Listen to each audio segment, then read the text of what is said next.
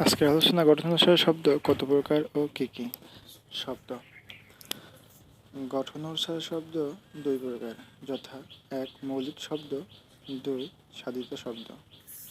এক মৌলিক শব্দ, যে সকল শব্দ আর বিশ্লেষণ করা যায় না তাকে মৌলিক শব্দ বলে, যেমন হাত, পা, নাক, কান ইত্যাদি। মনে রাখার টেকনিক: 3 ভাই বউ ঢাকা থেকে দেশে এসে ঘরে ঢুকে লাল গোলাপ ফুল মাটিতে ফেলে মায়ের পায়ে হাত দিল। এখানে 3 ভাই বউ ঢাকা দেশ ঘর লাল গোলাপ ফুল মা পা হাত, প্রত্যেকটি শব্দই মৌলিক শব্দ। সাধিত শব্দ, যে সকল শব্দ বিশ্লেষণ করলে একাধিক অর্থ পাওয়া যায় তাকে সাধিত শব্দ বলে, যেমন চলন্ত, চল যোগ অন্ত, হাতল, হাত প্লাস চল, এভাবে প্রশাসন, প্লাস শাসন, প্রত্যেকটি শব্দই সাধিত শব্দ।